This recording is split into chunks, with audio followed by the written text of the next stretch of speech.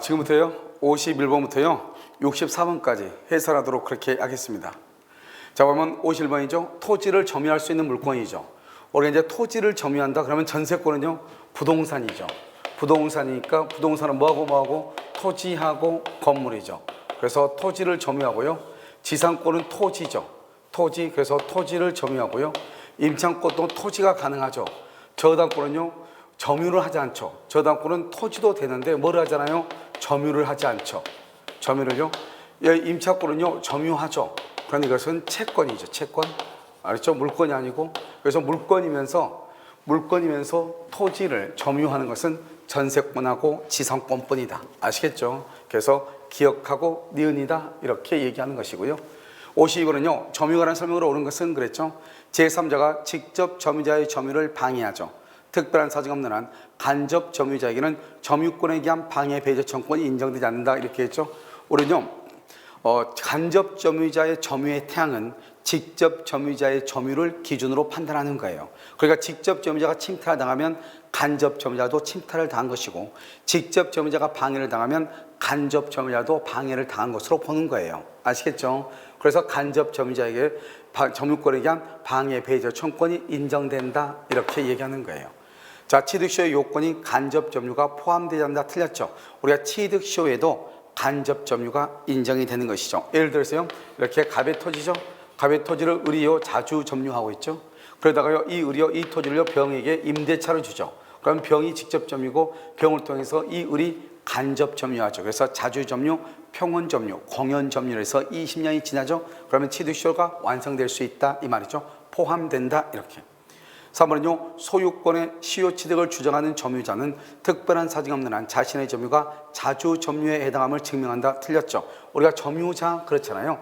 점유자 그러면 아무 말 했으면 자주 점유로 추정하죠. 자주 점유로 추정한다고 하는 것은 자주가 아니고 타주라고 하는 것의 입증 책임, 증명 책임이 누구한테 있다? 증명 책임은 추정이란 말 했으면 그것은 상대방에게 있는 거예요. 타주 점유임을 주장하는 상대방에게. 그런데요 여기요 점유자가 자신의 점유가 즉 점유자가 자주 점유임을 증명하는 것이 아니고 타주 점유임을 주장하는 상대방 즉 자주 점유임을 다투는 상대방이 너는 자주가 아니고 타주라고 증명을 해야 되는 것이에요. 그래서 틀렸죠. 4번은요 선의의 점유자가 본권에 관한 소에서 패소하죠. 아무리 선의일지라도 패소하면 소가 제기된 때부터 즉 패소가 확정된 때가 아니고 소가 제기된 때부터 악의의 점유자로 보고 소가 제기된 때부터 과실을 수치할 수 없는 것이고 또 여기서 악의의 점유자라는 것은 폭력이나 또는요 은비에 의한 점유자도 악의의 점유자로 보죠. 악의의 점유자는 과실을 수치할 수 없죠.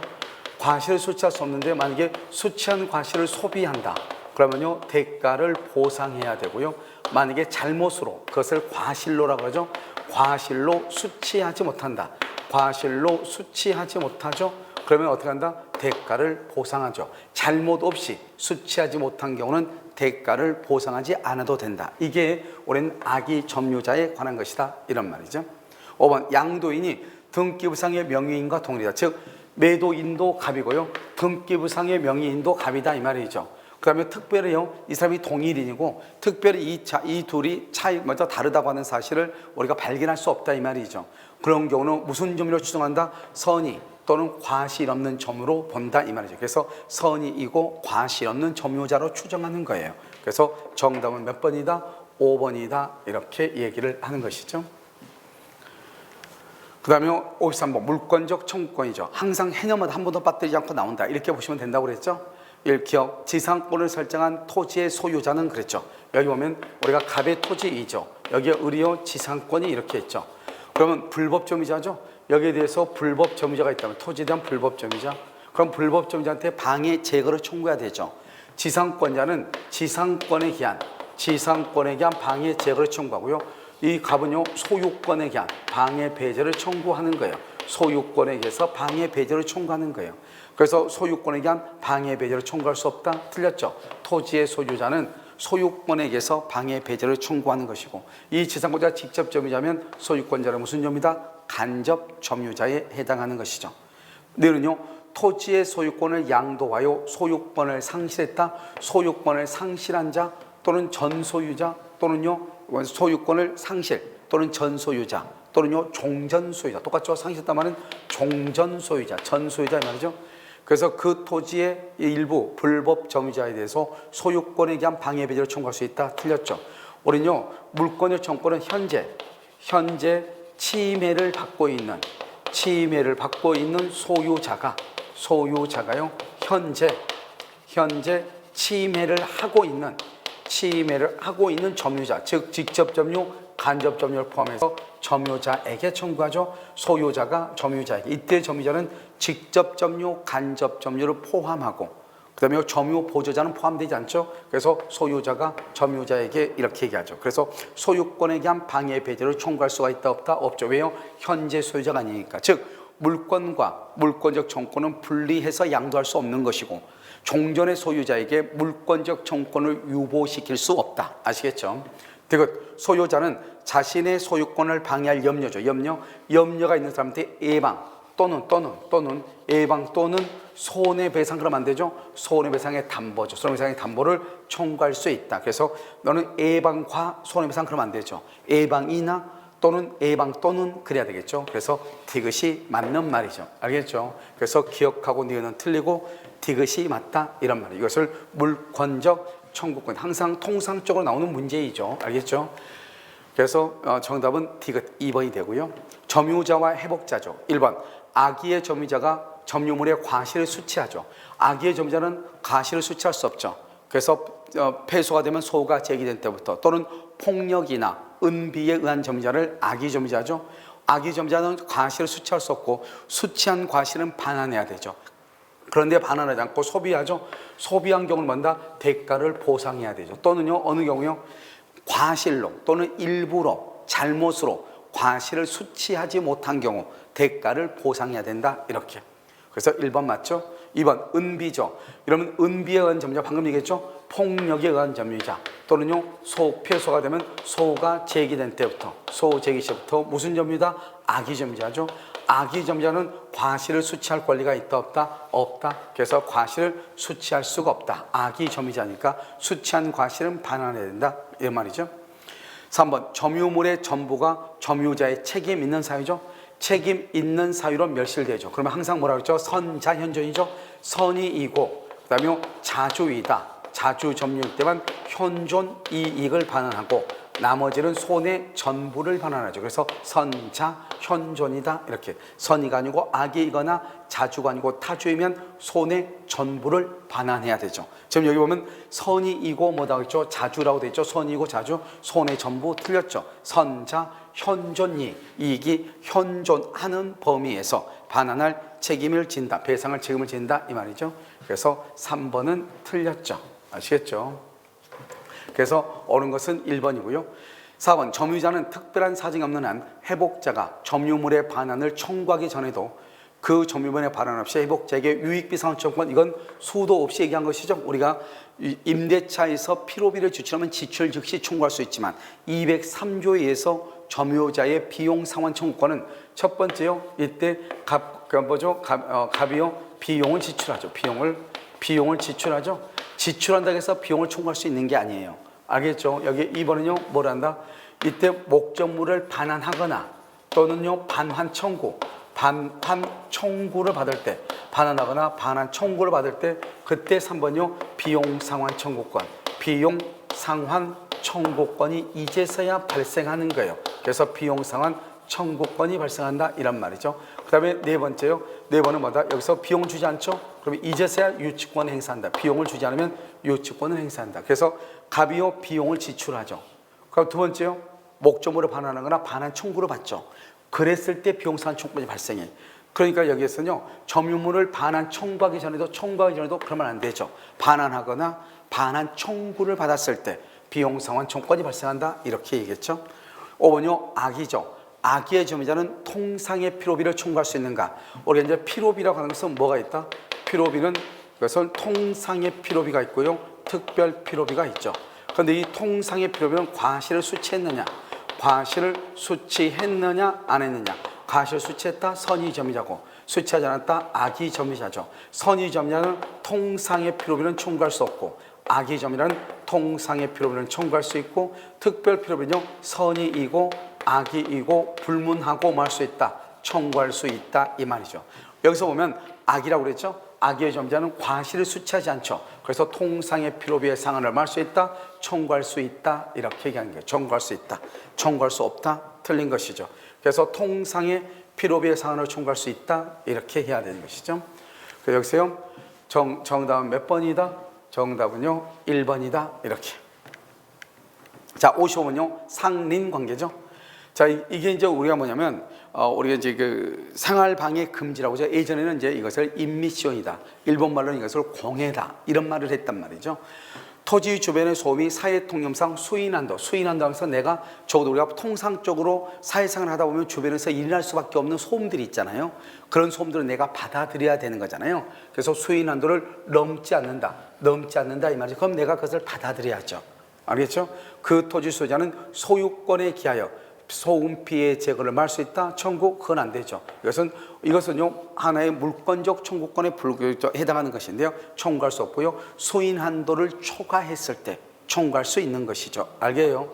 자, 이거는요 우물을 파는 경우에 경계로부터 얼마 2m 이상의 거리를 둬야 되죠. 그래서 오물, 하수, 물에 관한 권리는 경계로부터 2m 이상의 거리를 둬야 되는데 판례가 이것을 무슨 규정이라고 했다? 임의 규정이라고 얘기했죠. 그래서 그러면 우리 이제 상린 관계는 원칙적으로 물권이니까 강행 규정에 해당하겠죠. 그런데 판례가 경계선 부근의 건축을 할 때 경계선 부근에 있어서 건축을 할 때 경계로부터 반 메타 이상을 떼야 되죠.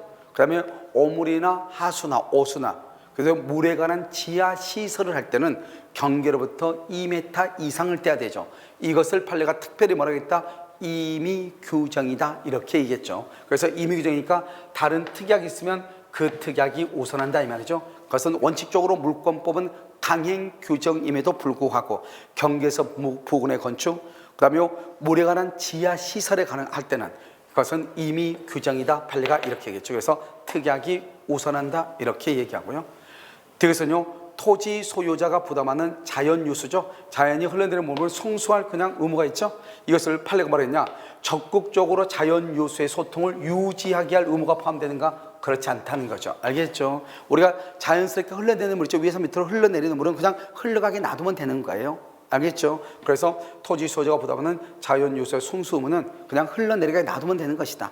이것을요 적극적으로 그 유수, 자연스럽게 물이 흘러가는 그것을 소통시켜서 물을 밖으로 밑으로 잘 흘러나가게끔 그렇게 해줄 의무까지는 있다 없다 이란 말이죠. 알겠죠? 그래서 디귿은 판례는 적극적으로 자연 유수의 소통을 유지할 의무가 포함되지 아니한다 이렇게 해서 포함된다 그러면 틀리는 것이죠. 알겠죠? 그래서 니은은 맞고 기억 디귿은 틀린 것이죠.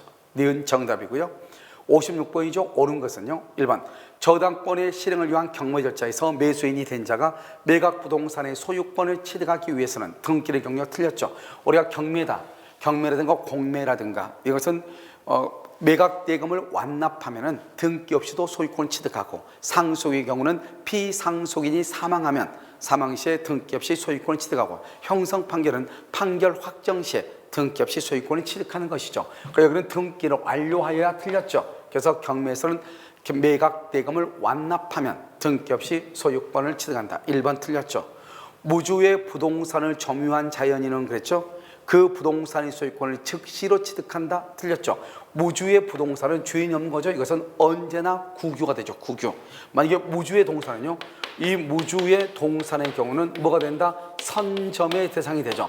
하지만 이것이 학술이나 기회나 고고의 중요한 재료가 되죠. 그럼 이것은 국유가 될 수 있단 말이죠. 그래서 무주의 동산은 원칙적으로는 선점이지만 예외적으로 국유가 된다. 하지만 무주의 부동산은 언제나 국유가 된다. 국유, 국가 소유가 된다 이 말이죠.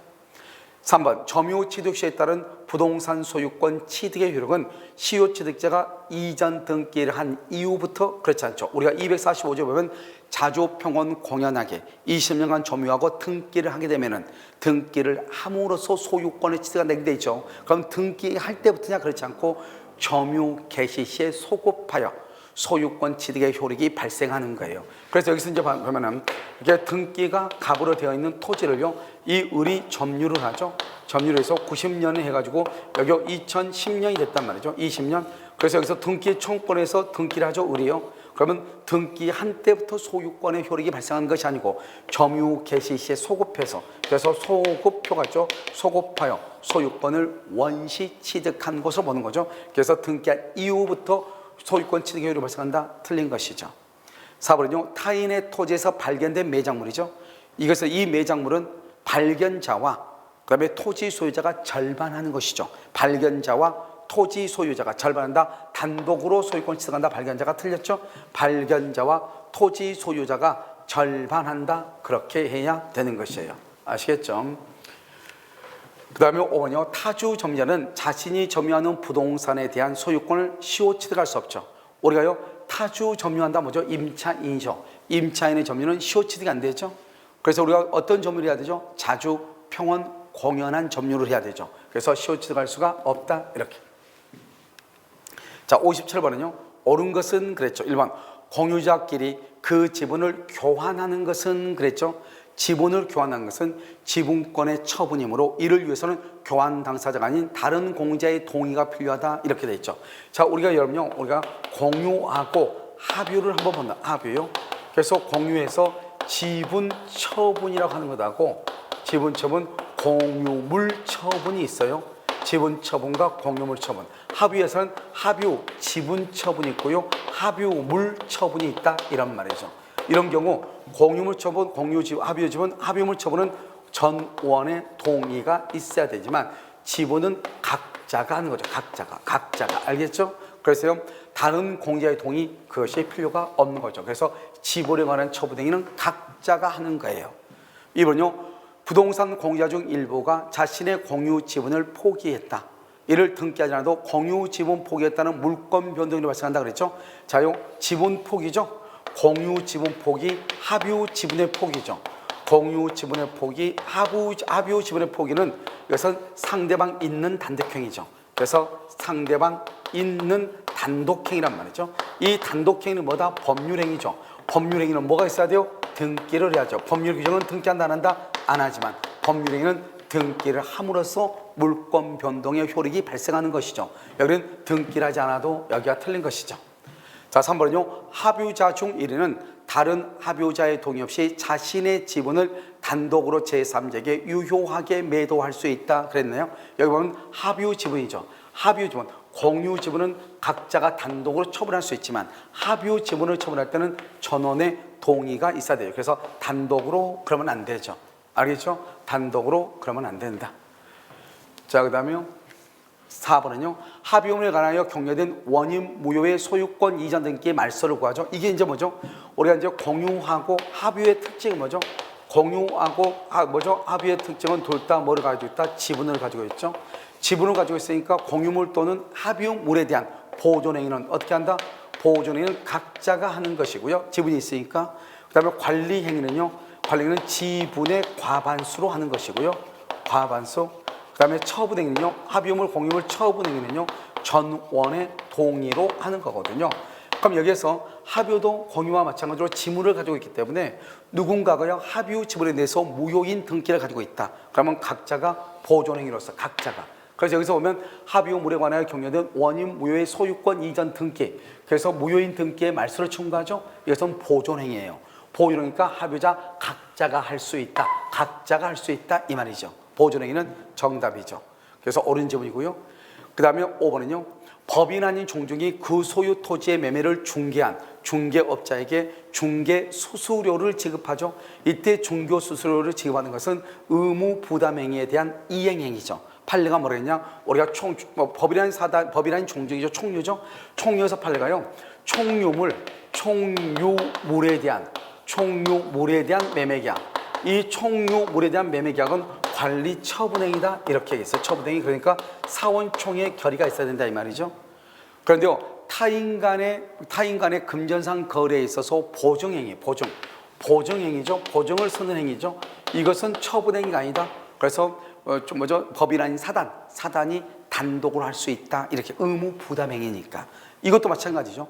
중개업자에게 중개 수수료를 지급한다. 알겠죠? 종종 땅에 대해서 매매 계약을 하고 중개 수수료를 지급하는 것은 어떤 처분행위가 아니고 이것은 하나의 무슨 행위에 불과하다. 채무 이행행위, 채무 부담하고 있는 채무에 대한 이행행위에 불과하죠. 그래서 이것은 처분행위에 해당한다 안 한다? 안 한다. 그래서 관리 처분행위에 해당하지 아니한다. 이렇게 얘기해서 판례가. 알겠죠? 그래서 정답 몇 번이다? 4번이다. 이렇게 얘기했죠. 그래서 관리 처분행위 아닌 것도 뭐다? 그래서 타인 간의 채무에 대해서 보증하는 보증 서는 것도 역시 마찬가지로 판례가 뭐죠? 관리 처분행위에 해당하지 아니한다. 이렇게 얘기했어. 아시겠죠? 정답은 4번이다. 이렇게. 자, 58번은요. 일필의 토지 일부를 객체로 할 수 없는 것. 일필의 토지 일부를 저당권은 어때요? 일물 일권주의죠. 일물 일권주의죠. 일물 일권주의 이렇게요. 전세권하고 지상권은요. 토지의 일부에 대해서 가능하죠. 임차권도 마찬가지죠. 일부에 대해서 가능하고요. 점유하는 것은 뭐다? 점유는 일부에 대해서 뭐를 할 수 있다? 점유할 수 있죠. 뭐는 못한다? 등기를 못할 뿐이잖아요. 등기. 그래서 토지의 일부에 대해서는 등기는 일부동산 일등기 원칙에 의해서 토지의 일부에 대해서 등기는 못하지만 뭐는 할 수 있다? 점유는 할 수 있다. 이런 말이죠. 채권으로서 물권으로서 저당권은요. 일물 일권주의 예외가 적용되지 아니한다. 여기서 또 하나가 뭐가 있다? 우리가요 쉽게 분할이 가능한 경우 유치권이죠. 토지의 일부에 대해서 유치권을 행사할 수 있다. 아직 우리 시험에 안 났어. 그래서 유치권을 행사할 수 있다. 그래서 정답은 1번이고요. 자, 이제 59번이죠. 2019년 8월 1일 갑은을에게 2억 원을 대하면서 을소유 X토지에, 여기요 을소유죠. 을소유 X토지에요. 채권 최고액이 얼마다? 2억 5천. 그래서 2억 5천이죠. 2억 5천의 채권 최고액 근저당권을 취득했고, 그 다음에 7월 1일 병은 을에게요. 병은 을에게요. 얼마다? 그래서 2번 근저당권 채권 최고액은 1억 5천이죠. 1억 5천. 1억 5천 하면서 채권 최고 이렇게 해서 취득했다.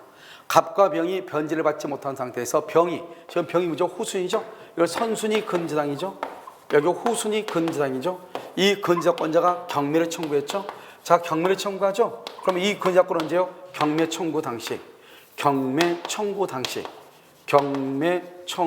당시에 확정이 되죠. 경매 청구 당시 확정하면 선순위는요.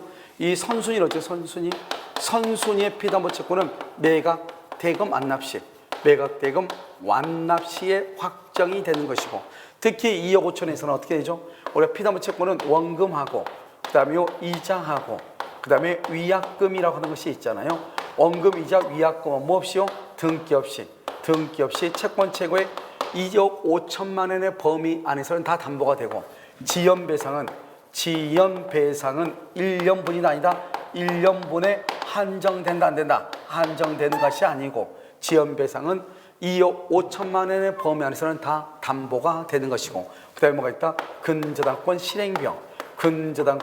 실행비용은 별도로 청구해야지 여기는 포함된다 안 된다? 안 되는 것이죠. 자, 이것만 가지고 이제 한번 보는 것이죠. 이걸 알아야 여러분들이 이제 알 수 있죠. 그래서 여기 X부동산이 X부동산에 대해서 근저당권 실행을 위한 경매를 신청하면서 배당을 요구한 경우 이렇게 돼 있죠. 그래서 배당 한번 보시죠. 옳은 것은 이랬죠. 배당을 요구했다 말보다는요, 배당 참가라고 하는 것이 더 옳은 것이죠. 우리는 근저당권이나 전세권이나 임차권 등기 명령이 있어 등기가 되거나, 또는 민법 621조에서 임대차 등기가 된 경우는 등기부상으로 모든 것이 공시가 되죠. 그러니 당연히 배당을 해줘. 배당 요구를 하지 않아도. 그런데 주택 임대차고 상가 건물 임대차는 채권이잖아요. 원칙적으로 채권이기 때문에 그것은 만약에 전입신고나 확정일자가 있다, 사업자 등록의 신청이 있다, 그랬을 때는 뭐를 할 수 있다?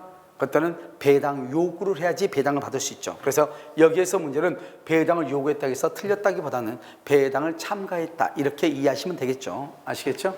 자, 기억 2022년 6월 1일 갑의 근저당권의 피담보 채권액은 확정되지 않는다, 이렇게 얘기했죠. 지금 여기서 보면 6월 1일 날 근저당권 시장 경매를 신청했죠. 누가요? 병이요. 2021년 6월 1일 경매를 신청했죠. 그럼 여기서요, 경매 청구 당시니까 2022년 6월 1일 날 경매 청구 시 피담보 채권이 확정되죠. 병은. 그런데 선순위 근저당권은요, 견보죠, 확정되지 않죠. 언제다? 매각대금 완납 시 확정이 된다, 이 말이죠. 그래서 6월 1일 갑 선순위 근저당권의 피담보 채권이 확정되지 않는다, 맞는 말이죠. 이번은요, 갑에게 2022년 6월 1일 이후에 발생한 지연이자는 채권 최고액의 범위 내라도 당해 근저당권에 있어서 담보되지 않는다. 그렇게 됐냐? 그것은 틀린 것이죠. 왜요? 지금 병이 후순위 근저당권자가 경매를 청구했죠. 6월 1일. 그러면 이때 경매 청구할 때 피담보 채권이 확정이 되죠. 그래서 확정 이후 지연이자, 지연 배상은 담보가 된다. 이렇게 얘기했죠. 확정 이후. 그런데 지금 선순위는 아직 피담보 채권이 확정이 됐다 안 됐다? 안 됐죠. 그래서 확정이 되어 있지 않다 이 말이죠. 그러니까 지연 이자가 설령 1년분 이상일지라도 채권 최고액의 범위 안에서는 다 담보가 되는 거예요. 그래서 담보되지 않는다. 틀린 것이다 이 말이고요. 3번 갑이 한 번도 이자를 받은 바 없고 X토지가 3억 원의 경매에 됐죠. 갑은 경매 대가에서 3억 원을 받는다? 그렇지 않죠. 우리가 여기서 채권 최고액이란 말이 무슨 말이죠? 채권 최고액이란 말은 매각대금, 경막대금이죠. 매각대금에서 우선 변제를 받을 수 있는 우선 변제의 최고 한도액을 의미한다 이 말이죠. 최고 한도, 최고 얼마까지냐? 최고 한도액을 의미한다 이 말이죠. 그래서 매각대금에서 우선 변제의 최고 한도액 이것을 의미하는 것이에요. 여러분 무슨 말인지 이해되셨죠? 그래서 정답 몇 번이다? 1번 기억이다 이렇게. 그래서 지금요 그래서 옳은 것은 그랬죠. 그래서 1번 기억 이렇게 되죠. 실질적으로 되게 말은 길고 이렇게 되어 있단 말이죠. 그런데 실질적으로 지문은 아주 간단하게 되어 있죠. 자 60번은요. 법률의 특별한 규정 또는 설정 행위에 다른 약정이 없는 경우 저당권의 우선 변제적 효력이 미치는 것을 모두 고른 것은 이렇게 되어 있죠. 우리는요 저당권의 효력 범위죠. 저당권이 어디까지 미치는가, 그 이 저당권에 대한 경매로 내가 어디까지 무엇을 취득할 수 있는가, 이런 문제란 말이죠. 자 그러면 여기요 토지의 저당권이 설정이 됐죠. 토지의 저당권이 설정되고 그 토지 위에 안공된 건물이죠. 이 건물에 대해서는 뭘 한다? 일괄 경매를 청구할 수 있을지라도 건물의 매각 대금에서는 우선 변제를 받을 수가 있다 없다? 없죠. 왜요? 우리는 토지의 저당권이 설정됐지 건물의 저당권이 설정되어 있는 것은 아니고 토지와 건물은 별개의 독립한 부동산이죠. 그래서 단 일괄 경매 청구는 가능하죠. 그런데 건물에는 저당을 잡은 적이 없기 때문에 건물의 매각 대금에서는 우선 변제를 받을 수가 없다 이렇게 얘기하는 거예요. 네, 토지의 저당권이 설정된 후 토지 소유자가 그 토지에 매설한 유류 저장된 그죠? 토지에 매설한 유류저장 탱크 이것을 우리가 뭐란다? 부합물이다 이렇게 얘기하죠. 자 그러면 저당권의 효력은 저당권 설정 전후를 보문하고 저당권 설정 전후를 불문하고 알겠죠? 따지잖아. 그 다음에 경매 목적물로 평가된 여부를 불문하고 알겠죠? 어디에 미친다? 부합물과 종물에 미친다 이 말이죠. 종물에 미친다. 미친다는 말은 경락받을 수 있다. 이때의 종물이라는 것은 주유소의 주유기, 횟집의 수족관 건물을 얘기하는 것이고 부합물이라고 하는 것은 우리가 일반 건물에 있어서 여기 지금 주유소 있죠? 주유소의 지하에 땅에 매설된 유류 저장 탱크. 그래서 유류 저장 탱크 이 말이죠. 요조 저장 탱크 또는 건물 지하에 있는 정화조 탱크 이런 것들을 우리는 뭐라 한다? 부합물이다 이렇게 하고. 그래서 건물에 대한 저당권은 어디에 미친다? 토지에 대한 저당권은 토지에 매설된 유류 저장 탱크에 미치고 건물에 대한 저당권은 정화조 탱크에도 미친다 이런 뜻이죠. 알겠죠? 그 다음에 뒤에서는요 토지 저당권 저당 토지가 저당권 실행으로 압류됐다. 압류된 후 차임채권이죠. 차임채권을 뭐란다? 이것을 법정 과실이라고 하죠. 원래요 저당권은 점유하지 않죠. 점유하지 않기 때문에 본래적 의미, 즉 지상권자나 전세권자 같은 본래적 의미의 과실 수취권은 없죠. 용익 목적의 과실 수취권. 하지만 압류 이후 여기서 압류 후라고 되어 있죠. 그러면 압류했다는 것은 경매를 청구한다 이 말이잖아요. 그래서 압류 이후 수취한 과실에 대해서는 그것을 우선 수취할 수 있죠. 그래서 과실을 수취해서 자신이 채무자한테 받을 수 있는 피담보 채권에서 밀부서 공제해 나가는 거죠. 그걸 뭐란다? 우선 충당한다 이렇게 얘기하죠. 그래서 과실을 수취하여 자신의 채권 변제에 우선 충당할 수 있다 이렇게 표현을 하는 거예요. 자, 니은은요. 토지의 저당권이 설정된 후 토지의 전세권자가 그 토지에 식재하고 등기한 임목이다. 이렇게 되어 있나요? 지금 여기 지금 뭐라고 되어 있냐면 토지의 저당권이 설정된 토지, 갑의 토지예요, 을이요, 저당권자죠. 저당권자인데 여기요 병이요 전세권이잖아요. 전세권. 그럼 여기 전세권자가 나무를 이렇게 심었다 이 말이죠. 전세권자가. 그럼 이것은 누구 거죠? 이 나무는 전세권자의 것이죠. 알겠죠? 전세권자. 왜요?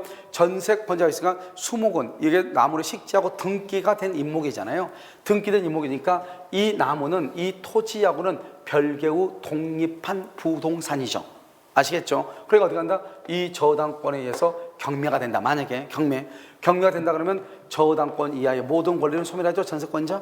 그래서 전세권자가 있는 이 임목에 관해서 이 저당권 영역에 미칠 수 있는가? 전혀 다르죠. 하나는 토지고 하나는 임목이잖아요. 그래서 토지와 임목은 별개의 독립한 부동산이기 때문에 토지에 대한 저당권이 임목에는 미친다, 미치지 않는다, 미치지 아니한다 이렇게 얘기를 하는 것이에요. 그래서 미치지 않는다 이렇게 됐죠. 그래서 여러분요 정답은 몇 번이다? 니은하고 디귿이다 이렇게 미치는 것 니은 디귿 이렇게 3번이죠. 61번 민법상 유치권이죠. 1번 유치권자는 유치물에 대해서 경매 신청권이 없다. 틀렸죠. 여러분 유치권자도 경매권이 있죠. 이때 유치권자 경매권은 뭐다? 그것은 환가를 위한 경매죠. 그래서 환가를 위한 경매이고 이것은 뭐가 아니다? 우선 변제를 위한 경매가 아니다. 그래서 경매 신청권이 없다. 틀렸죠. 2번 이에서 환가를 위한 경매 이것을 무슨 경매란다? 형식적 경매다. 이렇게도 표현하죠. 2번 유치권자는 유치물의 과실인 금전을 수취하여 금전 만약에 과실이 금전이 아니면 경매를 해야 돼요. 금전을 수취하여 다른 채권자보다 먼저 자신의 채권 변제에 우선적으로 충당할 수 있죠. 그것을 우선 충당권이다 이렇게 얘기하는데요. 만약에 과실이 금전이 아니면 경매를 해야 돼요. 그러니까 여기서 과실인 금전을 수취하여 이렇게 나오는 거예요. 자신의 채권 변제에 우선적으로 충당할 수 있다. 3번요. 유치권자는 채무자의 승낙 없이 유치물을 담보로 제공할 수 있다. 그러면 채무자의 승낙 없이 유치물을 담보로 제공하지 못한다. 그래서 대여나 사용이나 또는 담보 제공을 하려면 유치권자는 채무자의 승낙을 받아야 되고 승낙 없이 하면은 유치권의 소멸을 청구할 수가 있는 것이에요. 알겠죠? 그래서 승낙 없이 제공할 수 있다. 틀린 것이죠. 4번 채권자가 채무자를 직접적으로 채무자 우리가 다른 건 다 돼요. 직접 점유, 간접 점유 다 돼요. 그런데 채무자가 직접 점유, 채무자를 통해서 유치권자가 간접 점유 이런 경우는 유치권은 성립할 수가 없는 것이에요. 알겠죠? 그래서 채무자에게 직접 점유를 시켰다 이 말은 점유의 상실로 간주를 한단 말이죠. 그래서 유치권은 소멸하는 거예요. 5번 유치권자는 유치물에 관해 지출한 필요비를 소유자에게 상환 청구할 수 없다. 틀렸죠. 유치권자도 유치물에 관한 필요비와 유익비에 대해서 청구할 수 있고 필요비나 유익비를 주지 않죠. 그럼 또 다시 지출한 필요비나 유익비에 대해서 또 다른 유치권을 행사할 수가 있는 것이에요. 알겠죠? 그래서 청구할 수가 있다 이 말이 있다 없다 틀렸죠. 그래서 정답은 몇 번이다? 정답은요 2번이다 이런 말이죠. 아시겠죠? 설명으로 옳은 것은 이렇게 62번은요 갑에게 법정지상권 또는 관습상 법정지상권 인정된 건 항상 있잖아요. 법정지상권 그럼 뭐냐? 일단 토지와 건물의 소유자가 동의를 해야 돼. 언제요? 토지나 건물의 저당권을 설정하거나 토지나 건물이 매매나 교환이나 또는 이런 어떤 환매라든가 이런 이유로 인해서 안 될 때. 그래서 우리가요 환매는 안 되죠. 우리가 관습상 법정지상권이 안 되는 거 같죠. 환매, 환지, 채권자 취소권, 채권자 취소권 이 세 가지는요 관습상 법정지상권이 안 되죠. 그래서 이거 빼고 알겠죠? 환지, 환매, 채권자 취소권 빼고 알죠? 저당권 설정 당시 그냥 법정지상권은 저당권 설정 당시 여기는요 처분 당시니까 관습법상은 뭐 어떤이다? 그것은 불화처분이라든가 공유물 분할이라든가 강제경매나 매매나 교환이나 증여로 인해서 토지와 건물의 소재가 달라질 때 그때까지 그 전에 동의를 해야 되죠. 그럼 보죠. 기억. 울소유 토지 위에 을의 승낙을 얻어 신축한 병소유 건물 울소유 토지 위에 병소유 건물 그럼 법정지상권 안 되죠. 토지와 건물의 소유자가 동일하지 않기 때문에. 니은요 울소유 토지 위에 을과 울소유죠. 울소유 토지 위에 을과 갑이 공유하죠. 갑과 을이 공유하죠. 그러면 여기서 을 이렇게 동일하게 본다고 얘기했죠. 동일하게 본다. 알겠죠? 그러다가 어떤 이유로 인해서 경매로 인해서 토지가요 병이 됐죠. 병. 그러면 갑과 을은 법정지상권을 뭘 한다? 취득한다 이 말이죠. 그래서 법정지상권이 인정이 된다. 공유 지분 지금 얘기하고 있죠. 만약에 여기서 이렇게도 되죠. 갑과 을이 공유하고 있죠. 그다음에 여기가 갑이 이렇게 있다. 그러면요 공유 대지의 공자 중 한 사람이 건물을 단독 소유한다. 똑같은 말이죠. 그러면 여기를 갑하고 동일하게 봐. 그래서 여기서 공유물이 분할돼서 여기 을이 단독 소유하죠. 그러면 갑이 법정지상권이 인정된다 이런 말이에요. 알겠죠? 이렇게요. 자, 여기서는요 갑이 을로부터 을 소유 미등기 건물과 그 대지를 함께 여기요 미등기 건물과 대지를 함께 매수하고 대지만 뭐랬다? 등기죠. 대지만 등기 법정지상권이 인정되지 아니한다 이렇게 얘기했죠. 이것은 왜 그러냐면 그래서요 이렇게 갑이 있고요 여기 갑이 있는데 이게 미등기예요. 그러다부터 이것은 갑이잖아. 원시취득이니까 이 두 가지를 한꺼번에 을한테 팔았어요. 그래서 을이요 대지는 등기가 돼서 등기를 했는데 아직 건물은 등기를 못한 거예요. 그런데 아직 등기를 못했어도 갑과 을 사이에서는요 이 건물의 소유자 누구다? 을로 보는 거죠. 사실상 소유, 실질상 소유. 그래서 토지와 건물의 소유자가 바뀌지 않았죠. 그래서 법정지상권이 필요가 없는 것이에요. 그래서 법정지상권이 성립되지 아니한다 이렇게 얘기를 하는 거예요. 알겠죠? 그래서 법정지상권이 성립되지 않는다. 그래서요 만약에 여기서 을이요 그럼 여기서 뭔데 그런데 경매되어 병이 토지 소유권이다. 병이 그럼 또 달라지지. 왜 그러느냐? 그럼 병은 제3자잖아요. 제3자가 봤을 때 항상 등기부를 기준, 등기부를 기준으로 봤더니 토지는요 을로 되어 있는데 아직 건물은 등기 안 했잖아요. 갑하고 을 사이에서는 이 건물이 을의 소유로 인정되지만 제3자가 봤을 때는요 갑이 소유자로 인정이 되죠. 이 상태에서요 대지가 경매가 됐다 이 말이죠. 병이요. 그럼 병이 이 대지를 살 때는 토지와 건물의 소유자가 동일하지 않았잖아요. 알겠죠? 그래서 법정지상권이 인정되지 않는 것이에요. 그래서 이렇게 이해하면 힘드니까 대지와 건물을 일괄하여 매수했는데 대지만 등기했다. 대지만 그러면 법정지상권이 성립되지 아니한다. 이렇게 암기를 하도 무방하다. 이렇게 몇 번을 얘기했단 말이죠. 알겠죠? 그래서 법정지상권이 성립되지 않고요. 그 다음에 여기 기억 법정지상권이 성립되지 않고요. 그 다음에 여기 니은이 법정지상권이 성립이 되죠. 그래서 62번의 정답은 2번이 된다. 이런 말이고요. 63번은요. 요역지는 일필의 토지 일부 틀렸죠. 요역지는 일필의 토지 일부가 아니고 전부여야 되죠. 그래서 승역지는 일필의 토지 일부라도 모방하고요. 이번 요역지의 소유권이 이전되죠. 지역권도 같이 이전되죠. 특별한 약정이 없으면 지역권도 같이 이전돼요. 이때 이전할 때 지역권 이전할 때 부기 등기를 한다 안 한다. 부기 등기 없이 이전한다 이 말이죠. 왜냐하면 승역지 토지 소유권 승역지 토지 있죠. 승역지 토지 등기부 을구에다가 지역권 설정의 등기를 공동 신청에 의해서 등기하고 그러면 등기관은 요역지 토지 등기부 을구에다가 승역지에 지역권이 설정되어 있다. 알겠죠? 그 사실을 다시 등기를 하게 되죠. 그러니까 언제나 등기가 되어 있으니까 그러면 이게 요역지에 소유권 이전하면 주된 권리가 이전하면 다른 약정이 없으면 종된 권리인 지역권도 같이 이전하는데 이때 지역권 이전에 부기 등기를 할 필요가 없다. 알겠죠? 자, 지역권의 전속기간을 영구무한 지상권의 전속기간을 영구무한으로 정할 수 있다. 그래서 3번 틀렸죠? 4번 지역권자는 승역지를 전원 없이 점유한 자에게 반환을 청구할 수 있다. 틀렸죠. 반환 청구하려면 뭘 해야 돼요? 점유를 해야죠. 그런데 지역권과 저당권은 점유한다 안 한다. 지역권과 저당권은 점유하지 않죠. 그래서 반환을 청구할 수가 있다 없다? 없다. 이렇게 얘기하는 거예요. 5번요. 요역지 공유자 한 사람은 지분에 관하여 그 토지를 위한 지역권을 한 사람이 지역권을 소멸하게 할 수 있는가? 소멸하게 하지 못한다 이 말이죠. 그래서 1위는 지역권을 소멸하게 할 수가 없다. 그래서 정답 몇 번이다? 5번이다. 이렇게.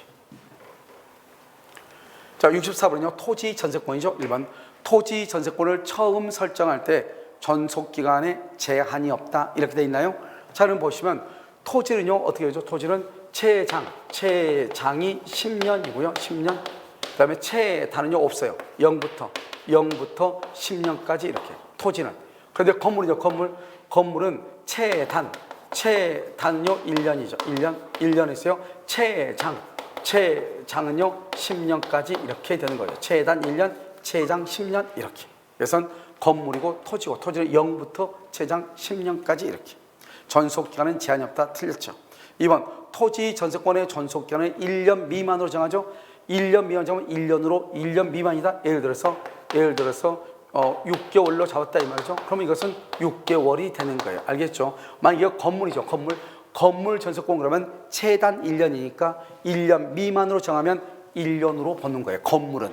그런데 토지는 그냥 6개월로 보는 거예요. 토지는 최단이 0부터니까.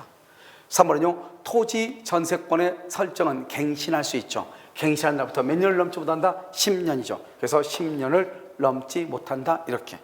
4번은요. 토지 전세권자에게는 토지 임차인과 달리 지상물 매수 청권이 인정될 수 없다 그랬는데 이게 이제 문제죠. 원래 토지 전세권에는요. 그것은 법에는 지상물 매수 청권이 없죠. 그런데 몇 번 얘기했죠? 그것은 판례에서 토지 전세권자에게도 지상물 매수 청권이 인정이 된다 이 말이죠. 뭐에 의해서? 판례에서 토지 전세권자에게도 지상물 매수 청권이 인정이 된다 이렇게. 5번은요. 토지 전세권 설정자가 전속기간 만료 전 6개월부터 1개월 사이에 갱신 거절의 통지를 하지 아니한 경우 특별한 사정이 없는 한 동일한 조건으로 다시 전세권을 설정할 수 본다. 그럼요. 이것은요. 법정 갱신이죠. 이건 법정 갱신에 관한 건데 이 법정 갱신은 어디만 있다? 토지에 놓고 건물에만 있다. 그래서 건물에만 있는 거 딱 두 가지다. 건물에만 있는 거 법정 갱신이다. 그래서 법정 갱신이라는 제도는 건물 전세권에 있는 것이고 그 다음에 최단 1년이다. 최단 1년을 보장한다. 이것도 건물 전세권만 있고 이러한 법정 갱신은 토지 전세권에는 없다. 그래서 건물 전세권에만 있는 것 두 가지. 법정 갱신, 그 다음에 최단 1년의 규정을 보장하는 법정 갱신, 그 다음에 최단 1년의 규정을 보장하는 것. 이것은 토지 전세권은 없는 것이에요. 알겠죠? 그래서 그럼요. 여기서 정답은 모두 몇 년이다? 그것은 몇 번이다? 3번이다. 이렇게. 자, 여러분 여기까지가 뭐냐면 여러분 물권법에 관한 것이에요. 그렇죠? 그 다음 번은 그것은 채권법이거든요. 여러분 잠깐 쉬었다가요. 채권법에 관한 강의를 해설하도록 그렇게 하겠습니다.